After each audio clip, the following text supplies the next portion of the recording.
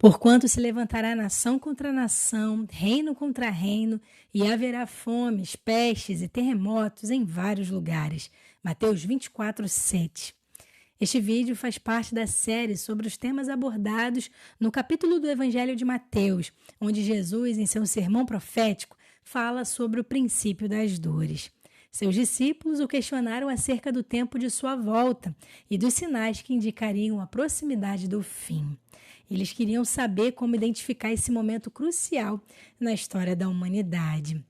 Dando continuidade ao assunto, observemos o que diz o versículo: porquanto se levantará nação contra nação. Aqui Jesus nos mostra que um dos sinais do princípio das dores seria o surgimento de tensões crescentes entre as nações.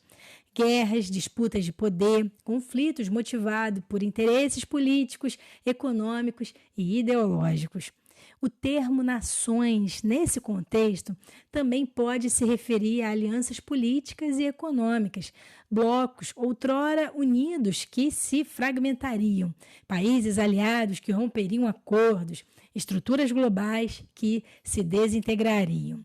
Jesus nos alerta que, ao identificarmos esses sinais, entenderemos que não se trata ainda do fim, mas do início de um processo. Ele compara esse momento ao das primeiras dores de parto, sinais de que um novo tempo está para nascer.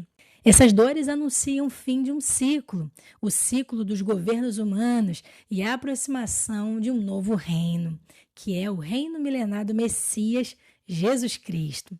À medida que as tensões se intensificam e os povos se voltam uns contra os outros, isso evidencia um sinal claro. Os tratados e acordos começarão a ruir e essa instabilidade já é visível ao longo da história. No século XX, por exemplo, a Terra foi abalada por 2 grandes guerras, além de inúmeros outros conflitos. Atualmente vivemos em um cenário de paz armada, muito semelhante ao que antecedeu a Primeira Guerra Mundial. Aparente estabilidade, mas com arsenais prontos para o combate.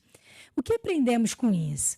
Que os conflitos cresceriam e os meios de comunicação estariam repletos de notícias sobre guerras e crises internacionais. Jesus afirmou que tudo isso seria necessário. E aqui está um ponto fundamental. Por que ele disse isso?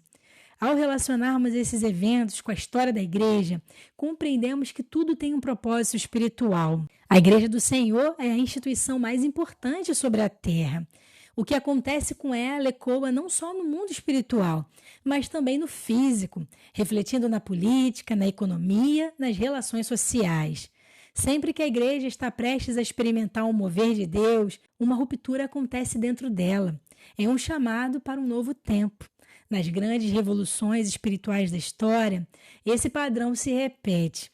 Vejamos Martinho Lutero. Quando a reforma eclodiu, não só a igreja foi impactada, mas o mundo também passou por transformações intensas. No início do século XX, houve um despertar para o batismo com o Espírito Santo. Logo após, o mundo entrou em guerra. Há uma correlação entre o avanço espiritual da igreja e os abalos nos sistemas do mundo. Deus prepara a sua igreja nos momentos de maior tribulação, conduzindo-a ao rompimento necessário para que avance. Satanás, por outro lado, deseja mantê-la na terra, enganada, corrompida ou inerte, para poder estabelecer o seu domínio. Ele quer que a igreja se curve ou se acomode diante do erro. Apocalipse capítulo 12 mostra o momento em que aquele que detém o mal, ou seja, a igreja, será tirada e então a terra será invadida pela ira divina. Mas isso é assunto para a grande tribulação. O fato é que precisamos discernir os tempos com clareza. Jesus disse que essas coisas eram necessárias. São dores de parto que anunciam um novo nascimento. É nesse contexto que surgem fomes, pestes e terremotos. Esses sinais não ocorrem isoladamente, mas em conexão direta com o que Deus está fazendo em sua igreja. São convulsões que acompanham um processo de libertação espiritual. Cada nova fase, Deus convoca a sua igreja a romper com a letargia, com as heresias, com o evangelho diluído que tem sido pregado. Ele a chama para se levantar com autoridade e pregar o evangelho verdadeiro. A terra geme, como diz Paulo em Romanos, e os sinais da criação também apontam para essa realidade espiritual. O Senhor deseja que o evangelho alcance todos os povos. Ainda há muitos lugares que precisam ouvir a mensagem da salvação. É tempo de despertar.